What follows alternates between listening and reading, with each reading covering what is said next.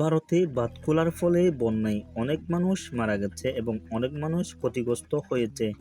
এই জন্য ভারতের সাথে সম্পর্কের অবনতি ঘটতে পারে। যুব ও ক্রীড়া উপদেষ্টা আসিফ মাহমুদ এই মন্তব্য করেছেন। আসিফ মনে করেন এটি একটি পরিকল্পিত বিপর্যয়। বুধবার রাতে 8:30টার দিকে সোশ্যাল মিডিয়ায় ফেসবুক অ্যাকাউন্টে এমন একটি পোস্ট করেন তিনি। বিস্তারিত জানুন SNU TV 24 এর প্রতিবেদনে। পোস্টে আসিফ মাহমুদ বলেন, বন্যায় দুর্গতদের সাহায্যে এগিয়ে আসুন।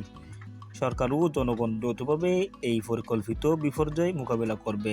এর আগে বুধবার পররাষ্ট্র সচিব মাসুদ বিন মোমেন বলেছিলেন যে ভারত থেকে পানির আগমন নিয়ে বাংলাদেশেও ভারতের প্রবল বৃষ্টি হচ্ছে।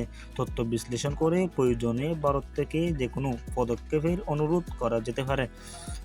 ভারত বাংলাদেশ সম্পর্কের বিষয়ে তিনি বলেন, দুই দেশের সরকার প্রধানরা ইতিমধ্যে টেলিফোনে কথা বলেছেন। ভারতের প্রধানমন্ত্রীর আমন্ত্রণে একটি সম্মেলনে প্রধান উপদেষ্টা অংশ নেন। উজান থেকে ভারী বর্ষণ ও বন্যা দেশের 8টি জেলাকে ক্ষতিগ্রস্ত করেছে। বুধবার বিকেলে সচিবালয়ে চলমান বন্যা পরিস্থিতি নিয়ে এক প্রেস ব্রিফিংয়ে এই কথা জানান দুর্যোগ ব্যবস্থাপনা ও ত্রাণ মন্ত্রণালয়ের অতিরিক্ত সচিব KM আলী রেজা। ইতিমধ্যে সুনামগঞ্জ, মৌলভীবাজার, হাবিবগঞ্জ, ফেনী, চট্টগ্রাম, নোয়াখালী, কুমিল্লা এবং খাগড়াছড়ি জেলায় বন্যায় ক্ষতিগ্রস্ত হয়েছে হাজার হাজার মানুষ। এছাড়া বন্যায় আরও নতুন এলাকা প্লাবিত হতে পারে বলে আশঙ্কা করা হচ্ছে। অন্য একটি পোস্টে আসিফ মাহমুদ লিখেছেন, বিশ্বের ইতিহাসে সবচেয়ে খারাপ গণহত্যা।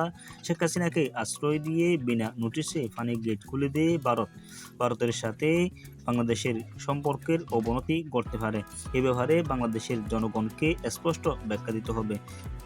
ভিডিওটি দেখে কেমন লাগলো বিস্তারিত অবশ্যই কমেন্ট বক্সে জানাবেন এবং আপনি যদি আমাদের চ্যানেলের প্রথম হয়ে থাকেন আমাদের চ্যানেলটি অবশ্যই সাবস্ক্রাইব করবেন এবং ফেসবুক পেজ থেকে দেখে থাকলে ফেসবুক পেজটি অবশ্যই ফলো এবং লাইক করে দিবেন। আসসালামু আলাইকুম রহমতুল্লাহি ওয়া বারাকাতুহু।